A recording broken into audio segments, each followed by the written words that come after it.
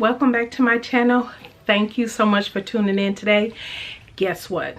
It's the final 2 handbags that I made for Christmas gifts. So just as a little bit of a recap for those who might be tuning in for the first time, welcome all new subscribers. Thank you so much for tuning in, and thank you for those who have continued to tune in from week to week. So I have been showing bags my past few videos. It started with the blue collar Baronia bowler, and I have been showing the handbags that I've made as gifts for Christmas, which was supposed to go out in December, but they're going out now. And so I have the final 2 here for you. Now what I'll do is go ahead and link in the iCards up above. I'll link to the playlist of all my handcrafted handbags, and so you can just go to that playlist and see the different handbags I've done. Blue collar, Maggie 55, Emmeline bags is the most recent. I have done the Sotac Devon pouch, and yeah, so you can go back and check those out. But let's get into the last 2. These were relatively easy patterns, nothing overly complicated. I do have some notes I want to go over, and I want to show you what I did make and who they're for and why, because I've been doing that for all of the handbags. So the first one, obviously these are all Swoon handbags. So the first one I'm going to share with you is the Annette handbag, and let me just show it to you real quick. Well, actually, let me give you my notes, because then when I show it to you, I can show you some of the things that I noted here. First off, with both of these Swoon patterns, I noticed they did not have interior pockets. Neither one of them. They just had zipper pockets. And so what I did was add interior pockets to both of these handbags. For the Annette, there is... Actually, I want to say for both of the bags, actually, you will see, if you look up Swoon Harriet or Swoon Annette, you will see quite a few sew-alongs on them on the different bags. You'll see some that might follow the instructions directly, or some that show different variations in styles to them. So definitely go. It's so many, so I didn't link all of, I'm not going to link all of them down below, but just all you have to do is look that up and you'll see the most recent. You can sort your search by the most recent ones, and you can check those out. I will link. There was one particular video I looked at for the Annette. I can't remember who it's by. I'll put the name of the YouTube channel here on the screen and when I edit, and I'll link that video down below. I thought what she showed was pretty helpful, but then there's other videos that show modifications to both the bags that you might find interesting. For the most part, I think the hardware is pretty standard hardware that you would use. So you have your D-rings, you have your rivets. Well, I did use rivets for a couple things that you could have stitched. Your rectangle rings and your swivel clasps, and of course your zippers. So nothing overly complicated so far as hardware for these, and I will show you the hardware when I show you the handbags. There was, for the Annette, reviews that I saw when I was looking it up. Quite a few people thought that the straps, the way they are on the handbag, and I'll just show it to you. Here's the one. The straps here, the way they are on the handbag, a lot of people said that they didn't think they were very stable, and so I just made sure to stitch across multiple times and obviously over time we'll see if anything happens to them, but I did try to really stabilize those. I did, so when I was laying down like this piece, the connectors, this piece here, I used double-sided tape first to lay them down and keep them from shifting. What I will say for both of these pieces, actually, there were pieces that you had to lay down on the fabric, and I'll show you on the Harriet as well. If if I had basting spray, it would have probably made it just a little bit easier. I had double-sided tape, so I just used a couple strips. But if I could have sprayed the whole piece and then laid it down and let that dry, I think that would have worked out a whole lot better. Not that it really shifted, but you know how you want to get the edges laid down as well. And so I couldn't really get that with double-sided tape. But my double-sided tape that I use is pretty good and doesn't gum up the needle. And for those who are wondering, the type of machine that I use to sew with is the Janome HD 3000. That's the only machine I use that I use for handbag making. I have 3 other sewing machines, but I use all that for garment sewing. And those are all brother machines. And I do have a review for the HD 3000 using it and demoing it on denim, leather, cork, vinyl, all that different type of stuff. And I'll link that in the iCards as well. But at any rate, in the thread that I use, because I've been asked that a couple times, I use the Mara 70 from Gutermann, and I get that from Waywag. And what else oh, and I use the denim needle for all of these projects. So those were a few questions I've been seeing, and if I forgot to mention them before, I just want to answer that. The thing that I've also found complicated for both of these so far is sewing. Both of them have these rounded bottoms that you put in. I found that to be a bit challenging to put in. I think these are the first handbags I've ever put that have round bottoms, and it wasn't the square bottom. And so what I ended up doing was using a stapler to staple it all in so it wouldn't shift, because what I found when I was working on the handbags initially, it would still shift a little bit. And so what I did do was just staple all around the edges on both of them in order to put the bottom in, just so I wouldn't have that problem. And so when I had to trim down the seam allowance, I was able to, you know, you cut below where you put the staples in, and I was able to cut all of that off. So yeah, that was basically it. Instructions for both of these. These instructions are so easy that I have no comment really about the instructions. So super easy to follow, really to the point. Lots of illustrations, so there's not photos of the steps, but there's illustrations of every step, and they were very clear. I didn't get mixed up, because usually what I do is if I'm doing a pattern, as I'm going through it, I will mark notes in the pattern. If I thought maybe that wasn't written so clearly, I will write another note, or if I didn't get something, I will write a note in there to remind me next time this is what you do. And so I did not have to do that with either one of these patterns. They were very, very easy to follow. So let me show you the Annette handbag. This one is for my aunt. So, and I figured and I did the strap because I don't know if she really likes straps. I wasn't for sure. So I decided to add them as an option. And so you don't have to add them, but I did. The one thing that I did not do, that I didn't take in consideration when I made both of these handbags, I forgot about purse feet. And for this one, I forgot about zipper end, because I would prefer to use the hardware zipper end as opposed to making a zipper end. The pattern calls for you to make the zipper end, but I'd rather just use the zipper end that you can buy hardware and just do that. I mean, but that looks fine, and it looks fine without the purse feet, but I just love purse feet on purses. It just makes it look so luxurious in many ways. But anyway, here it is, and I'm going to talk about the fabric for both of these when I'm done. So I'll show them to you and why it's important to choose the right fabrics. But anyway, so here it is. I stuck to the directions. I did not make any modifications. You do have the option to put on rivets here after you add your rings, and so that's what I did, because I thought the layers, this vinyl was pretty thin. The vinyl I actually got from Joann Fabrics, both of them, and so, but I thought that a rivet would look so excuse me, so much better. And so the rivets, I don't even remember. I think I may have gotten them from More Me Know. Once you start getting hardware from so many places, some things it's hard to keep track where you got what from where.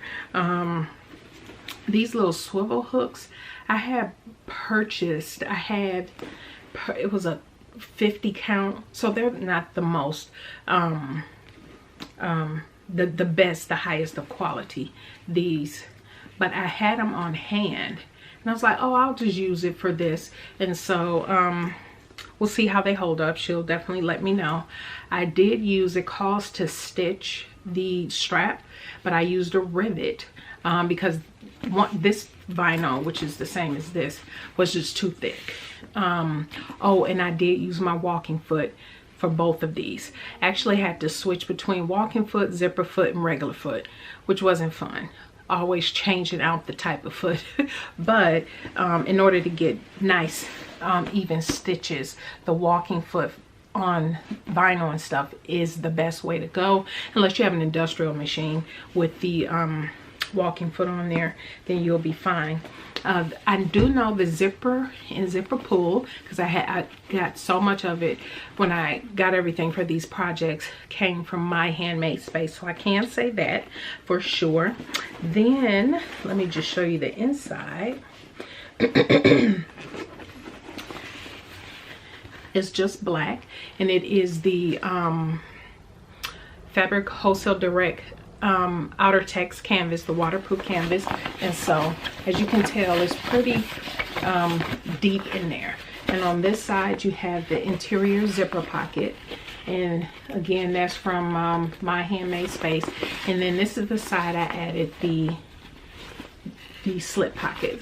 So I added a slip pocket and then just stitched down the middle, so it's 2 pockets in there. And actually I didn't realize that when I initially cut this out, but when I was watching the sew along or the tutorial for this bag that I'm gonna link below, she had mentioned it. I was like, oh, that didn't even dawn on me. I'll have to make a slip pocket. Otherwise it's just not enough pockets in this handbag. And so that is pretty much it. Now, so far as the fabric, and you will see this also in the other bag, it looks really nice.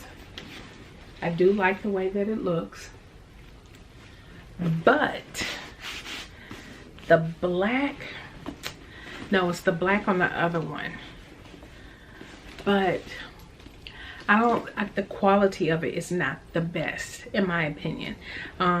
Now that I've been able to purchase from other online stores and things of that nature, you know, I did the Bodie O haul, and then FM Fabrics, that stuff is amazing. And then of course the faux croc that I ordered from the Etsy shop, Fabrics Empire, which is no longer on Etsy. So I don't know what happened to that store, but it's no longer on Etsy, but their stuff was really good. I just find the quality is not as great, and perhaps I could have maybe it's stable, but I feel like maybe I could have maybe strengthened it just a little bit. I do want to show you the outside feature. Whoop, I keep hitting myself. You do have the D-ring there, but then you have this nice outside deep pocket right in here. So I thought it was nice. The bag absolutely looks nice, and I think my aunt and I are about the same height, so she can, I don't know that she's gonna use it like this, but again, I wanted to give her the option. It easily fits over as a crossbody if she wants it, or you know, she can just take that off. So that's all I have to say about the Annette handbag. So now I am going to get into the Harriet. Okay, the Harriet, I pretty much, my notes were the same for both bags. I did have to create a lining pocket, but I made it a 3-parter, so I'll show you, or 3-slot compartment, and I'll show you that. Again, the basting spray, I think for the accent pieces, which I should have popped up a picture from the website of what the Annette looks like, but there down here you can barely see. There are some accent pieces and there are 4. It would have been good to base spray those on first. Again, I just used double-sided tape, so it didn't get the edges down like I would want to really keep it from shifting, but it didn't shift anyway. But you know, if you want to be extra precautious, I would suggest the basting spray. Already talked about sewing the bottom, had to staple the bottom just because it kept shifting. And yeah, oh, the size zipper, now the hardware for here is really minimal. The side zipper, you're supposed to use you only call for 3 zippers, 7 inches each, and they're supposed to be number 3 all-purpose zippers, but I wanted to use a number 5 zipper because the tape is wider and I wanted that to stick out when this is zipped up. So let me show you what I mean. Okay, so I wanted part of the zipper tape to still show on the bag, so it does. So that's the look I wanted, because it's pretty much an all black bag, but I wanted pops of that color. So the lining again is from Fabric Wholesale Direct, and the only thing was, I don't know how I missed this, but all of the hardware is a gunmetal, but for whatever reason I forgot to get, and even the zipper tape is gunmetal, which is also from My Handmade Space, and the zipper pull is from My Handmade Space. But the only thing is I didn't have gunmetal zipper pulls, and so I ended up just using that antique gold, which is fine. And then what else does it call for? Oh, and so the inside, the flap, now when you do the top stitching around the top, you're supposed to, the directions say top stitch this down, but I felt like that was too many layers to sew through, so I didn't. I just top stitched around it and lifted up the flap, so the flap didn't get caught in the top stitch. But I end up top stitching mine twice at the top, because you turn the bag through the magnetic side on this side, and you're supposed to sew this down, but I was thinking, well, that's weird to see stitching just in that one spot, so I went ahead and stitched all the way around just so it looked consistent on the inside all the way around. And then I stitched again at the very top when you top stitch the bag all the way around to keep the line and everything in place, and then I lifted up the flap and kept top stitching around. So that's what I did for the inside, and then for top stitching. And then the inside, it is the same zipper as the one on the outside, and the zipper pull has the zipper pocket. And then on the inside, let me turn this over, I made a pocket, but I made 3 slots, so you can see this one, this one, and this one. The 2 on the side are much wider, but this one probably can fit like pins and whatnot in there. But yeah, so I wanted to give her, oh, I didn't say who this one is for. This is for my mother-in-law, and she says she like tote bags, but that are small like purses. So I was like, okay, at least she can expand this one. So if it's not enough room, if once they're zipped up, she can unzip them, and then this here at least gets exposed, really nice and fashionable, and then she has more room on the inside. So yeah. Oh, and it does call for a magnetic snap, which I can't even remember to tell you who I got that from. But oh, and I did, does this pattern call for rivets? Actually, if I recall correctly, this one did not call for rivets for the handles. So, but I did rivet mine, because these are slightly different black vinyls. Both came from Joann Fabrics. This one I found to be even less quality. And the wrinkling, let me just tell you about this wrinkling. This wrinkling came from I put, what was it, fleece. I stabilized fleece to the back of it. Way too thin, and the quality is not for that type of heat. Although it gives the bag a distressed look because it's consistent, which makes the bag look like it's meant to look like this. But yeah, it did make it look wrinkly a little bit, and there is no purse feet on here either. Now I thought about giving her a strap, a crossbody strap, but I want to say, I don't know, everybody change. I want to say she for sure is not into that, but I wanted to give her something that did expand if she needed more room, going places. And so yeah, that's what she got. But these are very nice bags, very easy instruction. I highly recommend them, and definitely use with your bag making. I would say get this type of material if you just want to test. If you saw my video, the top 20 handbags and wallets to sew in 2020 video, I'll link that as well. I would suggest get some of this type of stuff, and the backing of it is real fuzzy and is real thin.